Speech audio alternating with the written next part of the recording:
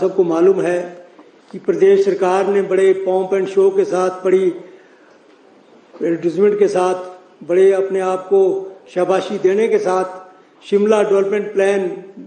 2041 तक का 20 वर्षों का पीछे जो है स्वीकृत किया था और उसमें काफ़ी रियायतें भी दी गई थी कागज़ों में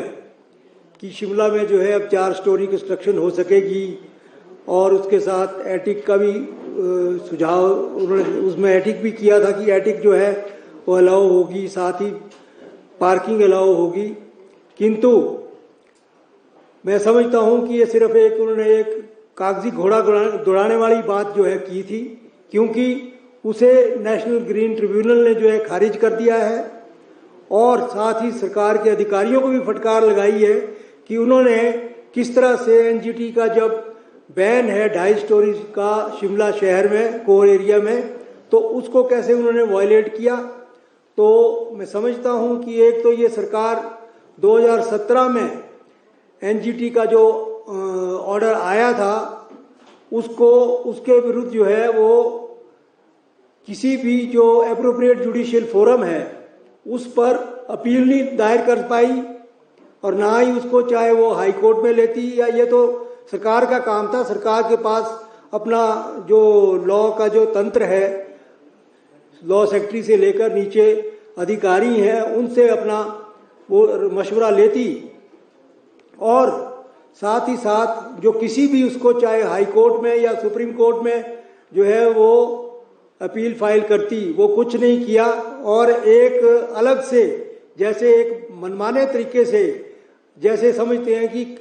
कानून के बाहर जो है उन्होंने शिमला डेवलपमेंट प्लान को जो है लागू किया, उसको स्वीकृत किया।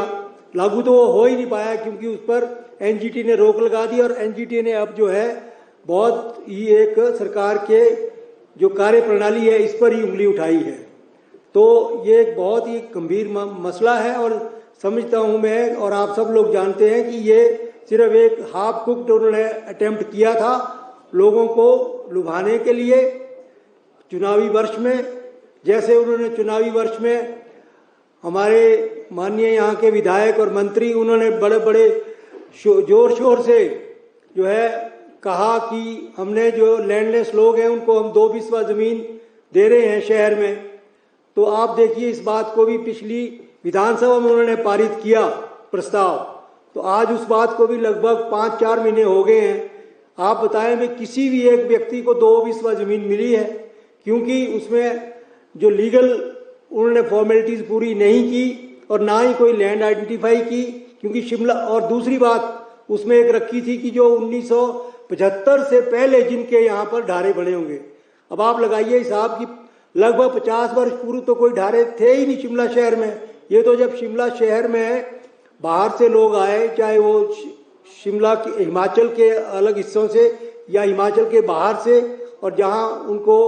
स्थान नहीं था कंस्ट्रक्शन में और सब जगह वो लगे, तो तब उन्होंने अपने रहने के लिए ढारे बनाए। तो वो काम तो जो है 50 वर्ष पूर्व तो कोई था ही नहीं, तो सिर्फ ये भी एक चुनावी जुमला ही था उनका और उसके अलावा कुछ नहीं।